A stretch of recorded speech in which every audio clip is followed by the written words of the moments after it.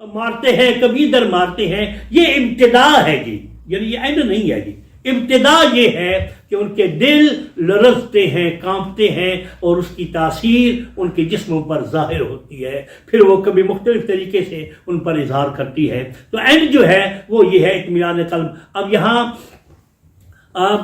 حضرت شاہ عبدالعزیز دباغ رحمۃ اللہ علیہ، ان سے پوچھا گیا کہ جناب یہ کیسے پتہ چلے کہ یہ بندہ جو لرز رہا ہے، یہ جو بندہ کانپ رہا ہے، یہ جو اس طریقے سے حرکتیں کر رہا ہے، تو اس کا پتہ کیسے چلے کہ یہ واقعی سچا ہے یا کہ بس لوگوں کو دکھلاوے کے لیے کر رہا ہے؟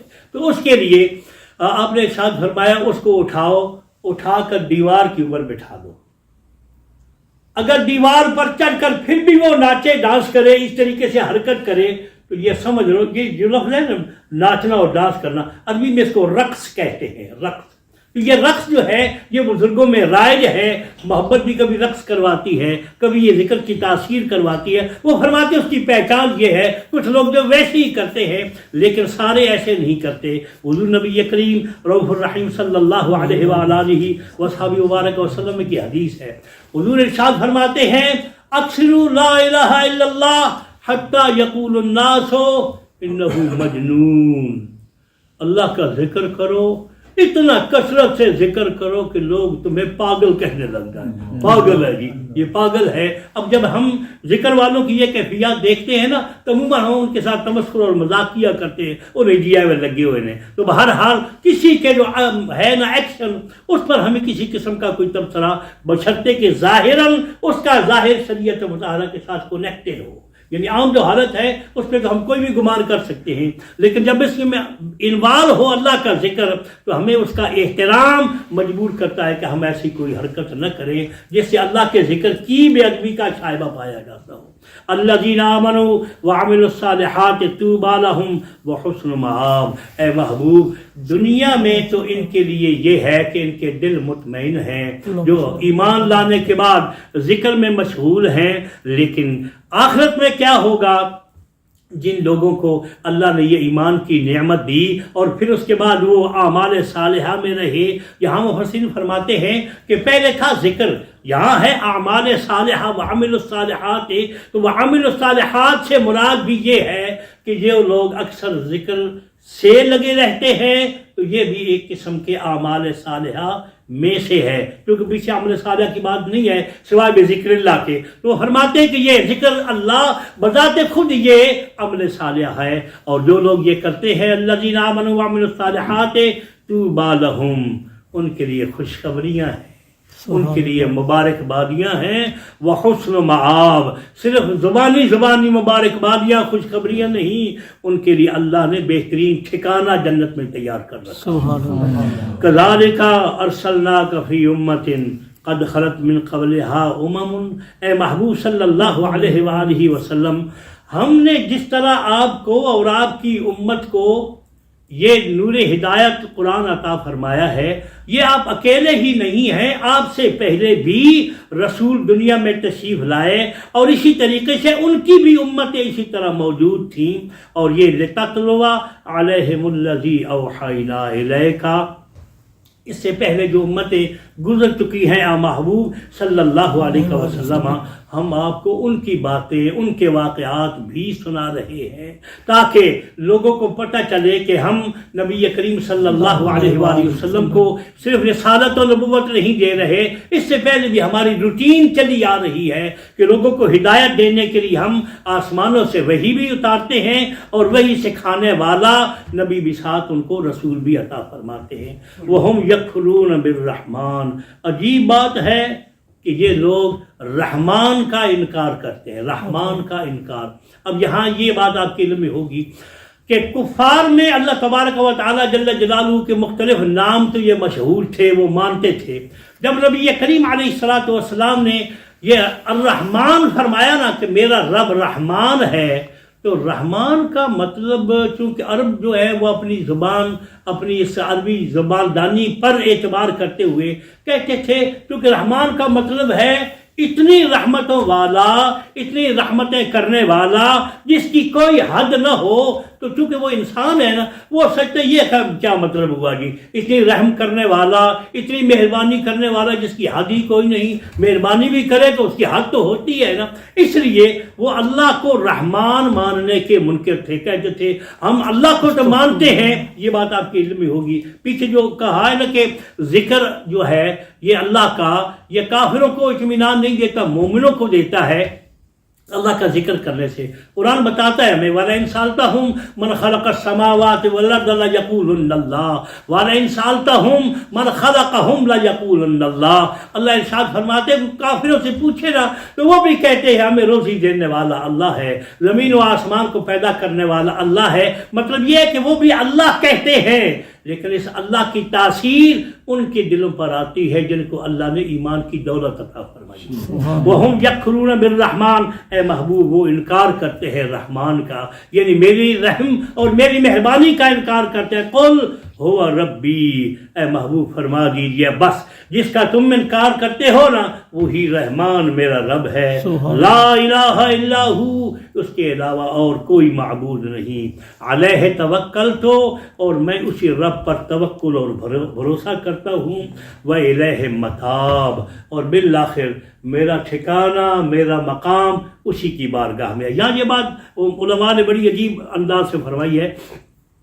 وہ فرماتے ہیں کہ نبی کریم صلی اللہ علیہ وآلہ وصحبہ مبارک وسلم کو اللہ نے فرمایا محبوب تو فرما دے کہ میرا لوٹنا اللہ کی بارگاہ میں ہے، خدا کے پاس، میں نے جانا ہے خدا کے پاس۔ جب جبریل علیہ السلام اور اسرائیل علیہ السلام نبی کریم صلی اللہ علیہ وآلہ وسلم کے پاس حاضر ہوئے تھے کہ رب العالمین فرماتے محبوب تیری مرضی ہے، یہاں رہنا پسند کرتے ہو یا میرے پاس آنا پسند کرتے ہو؟ تو وہاں نبی کریم صلی اللہ علیہ وآلہ وسلم نے یہ ارشاد فرمایا میری منشا یہ ہے کہ میں اپنے خاص محبوب کی بارگاہ میں حاضر ہوں۔ سبحان اللہ۔ اب یہاں اگر آپ غور فرمائیں، یہاں بھی یہ ہے کہ حضور فرماتے ہیں میرا ٹھکانہ، میرا واپس جانا یہ کس کے پاس ہے؟ اللہ کے پاس۔ یہاں علماء اکرام نے نبی کریم علیہ السلام کی عظمتوں کے بڑے پہلو نکالے ہیں اور بڑی شانیں بیان کی ہیں۔ وہ فرماتے ہیں اگر غور کرو نا تو اللہ نے حضور سے یہ فرمایا تھا کہ جبریل تو جا کر یہ کہہ دے، حضور سے پوچھ لے زمین پر رہنا چاہتے ہو یا میرے پاس رہنا چاہتے ہو، میرے پاس آنا چاہتے ہو؟ تو اب حضور کو کہاں بلایا جا رہا ہے؟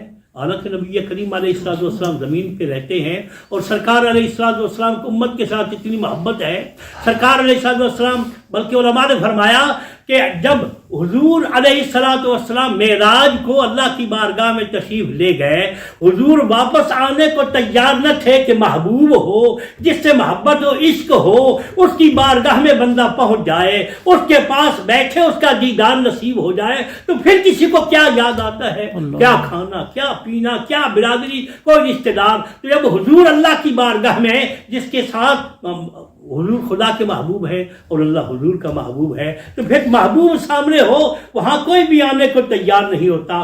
علماء فرماتے ہیں نبی کریم علیہ السلام فرماتے ہیں صدیق ابو بکر صدیق رضی اللہ تعالیٰ عنہ اگر مجھے تیرا خیال نہ ہوتا میں خدا کو چھوڑ کر زمین پر کبھی واپس نہ۔ یہ سرکار کی محبتیں ہیں۔ تو سرکار کا جو ہے نا وہ تعلق۔ اچھا اب میں نے یہ عرض کرنا ہے کہ نبی کریم صلی اللہ علیہ وسلم جب آپ کا وصال ہوا تو حضور کہاں گئے جی؟ اللہ کی بارگاہ۔ حقیقت محمدی کہاں ہے؟ اللہ کے ساتھ، اللہ کے پاس۔ نبی کریم علیہ السلام کی روضہ حضور کا مسجد نبوی شریف میں مدینہ منورہ میں ہے، لیکن حقیقت محمدی کہاں ہے جس کا وعدہ اللہ نے کیا تھا محبوب میرے پاس آنا ہے یا زمین پر رہنا ہے؟ اچھا جی اب علماء نے یہاں بڑی بات بیان کی، فرماتے ہیں نبی کریم علیہ السلام کی ذات لمیٹڈ نہیں ہے، حضور محدود نہیں ہے۔ جہاں کہیں بھی کوئی بندہ قبر میں جاتا ہے سرکار تشریف فرما ہوتے ہیں، پوچھا جاتا ہے ما کنت تقول فی حق ھذا الرجل، تو جب حضور سے ہر قبر میں حضور کو دکھا کر پوچھا جاتا ہے سرکار سامنے تشریف فرما ہوتے ہیں، تو مطلب یہ کہ حضور لمیٹڈ اور مقید نہیں ہیں۔ سرکار کی ذات کو ہم سمجھ نہیں سکتے وہ ہیں کیا، کیسے ہیں، یہ سمجھنا ہماری عقل سے ماورا ہے، لیکن حضور نبی کریم علیہ السلام، یہ تو بخاری شریف میں حدیث ہے کہ سرکار قبر میں جلوہ فرما ہوتے ہیں اور پوچھا جاتا ہے ما کنت تقول فی حق ھذا الرجل۔ اب جو علماء نے فرمایا کہ حضور اللہ کے پاس ہے، اب وہ پوچھتے ہیں اچھا جی اگر یہ یقین ہے حضور اللہ کے پاس گئے، حضور حقیقت میں اللہ کے پاس ہیں، اللہ کہاں ہے؟ اللہ کہاں؟ کیا کوئی لمیٹڈ ہے؟ اللہ کریم جل جلالہ کہیں مقید ہے؟ الیاذ باللہ نعوذ باللہ من ذالک۔ تو جس بندے کا یہ یقین ہے کہ مصطفیٰ حضور کے پاس ہے، اس کا یہ بھی عقیدہ ہونا چاہیے جہاں خدا ہوتا ہے وہاں مصطفیٰ صلی اللہ علیہ وسلم۔ یہ جو حاضر ناظر کا مسئلہ ہے نا، یہ اسی بات سے حل ہو جاتا ہے۔ مصطفیٰ ہے کہاں، گئے کہاں، اللہ نے ان کو وعدہ کیا لیا، محبوب تو کہاں جائے گا؟ میرے پاس آئے گا۔ جب میرے پاس ہے تو پھر جہاں خدا ہے وہاں مصطفیٰ ہے۔ اللہ کریم ہمیں اپنے حبیب کی عظمتوں کو سمجھنے کی توفیق عطا فرمائے۔ وَلَوْ أَنَّ قُرْآنًا سُيِّرَتْ بِهِ الْجِبَالُ۔ اب وہ کہتے ہیں یہ جو قرآن ہے، تم کہتے ہو اللہ کا کلام ہے، اگر اتنی شان والا، اتنی پاور والا ہے تو وَلَوْ أَنَّ قُرْآنًا سُيِّرَتْ بِهِ الْجِبَالُ، تو یہ قرآن پڑھ کر تم یہ جو پہاڑ ہے زمین پر ان کو چلا کیوں نہیں دیتے؟ یعنی دیکھو حضور سے سوال کیا کیا جا رہا ہے۔ وَلَوْ أَنَّ قُرْآنًا سُيِّرَتْ بِهِ الْجِبَالُ أَوْ قُطِّعَتْ بِهِ الْأَرْضُ، تو جہاں یہ قرآن نازل ہو رہا ہے تو قرآن نازل ہونے سے یہ زمین پھٹ کیوں نہیں جاتی؟ اور کلما بِهِ الْمَوْتَى، اچھا تو اگر یہ بات نہیں ہے تو کم از کم یہ تو ہو کہ مردے جو ہے وہ بولنا شروع کر دیں، اس قرآن کی کوئی نہ کوئی تاثیر تو ہونی چاہیے۔ تو اس میں ان کا سارا اپنا مفاد تھا۔ کوئی زمین سے آئل نکالنا چاہتا تھا، یعنی ان کی منشا یہ تھی، وہ جانتے تھے یہ سب کچھ جو اب ہوا ہے نا ظاہر پریکٹیکلی، اس زمانے میں ان کے علم میں تھا، وہ سب کچھ دیکھ رہے تھے۔ پہاڑ ہلے تو کیا ہو، ان کے نیچے سونا ہوگا، وہ ہمارے کام آئے گا، اور زمین پھٹے تو کیا ہو، اس میں سے آئل اور تیل نکلے گا، وہ ہمارے، یہ اپنا مطلب کی باتیں حضور سے مانگنا مطالبہ ہے معجزے کا منشا ہے کہ ہمارا مقصد پورا ہو، ہمارے لیے بینیفٹ ہو۔ اور کلما بِهِ الْمَوْتَى، یہ مردے بولیں، مردے بولنے کا مطلب بھی ان لوگوں کی اپنی ذاتی منشا تھی، جیسے میں نے وہ سورہ بقرہ کی آپ کو مثال دی ہے۔ بل للہ الامر جمیعا، اے محبوب صلی اللہ علیہ وسلم فرما دیجئے یہ سب کچھ اللہ کے اختیار میں ہے، یہ سب کچھ جو تم چاہتے ہو نا وہ کر سکتا ہے۔ افلم یأس الذین آمنوا ان لو یشاء اللہ لہدی الناس جمیعا، اے محبوب صلی اللہ علیہ وآلہ وسلم مومنوں کو تو یہ یقین ہونا چاہیے اس خدا کا یہ کلام ہے، اور جو اللہ چاہے وہ کر سکتا ہے، لیکن کافر اس کو ماننے کے لیے اب تو تیار نہیں۔ لیکن ولا یزال الذین کفروا تصیبهم بما صنعوا قارعۃ او تحل قریبا من دارهم حتی یاتی وعد اللہ۔ اس وقت یہ بھی مان جائیں گے جب اسرائیل سامنے کھڑا ہوگا یا اللہ کا کوئی عذاب ان پر آ رہا ہوگا، ان کے دروازے پہ پہنچے گا، اس وقت یہ کہیں گے اوہو یہ کیا ہو گیا ہے جی۔ لیکن یہ ہوگا اس وقت حتی یاتی وعد اللہ، جب اللہ کا کیا ہوا وعدہ آ جائے کہ قیامت آنے والی ہے۔ ان اللہ لا یخلف المیعاد، اللہ جو فرما دیتا ہے وہ کر کے دکھاتا ہے، وہ وعدہ خلافی نہیں کرتا۔ اللہ تعالی ہمیں اپنا پاک کلام سننے اور اپنے حبیب کریم علیہ السلام کی عظمتوں کو ماننے کی توفیق کرتا۔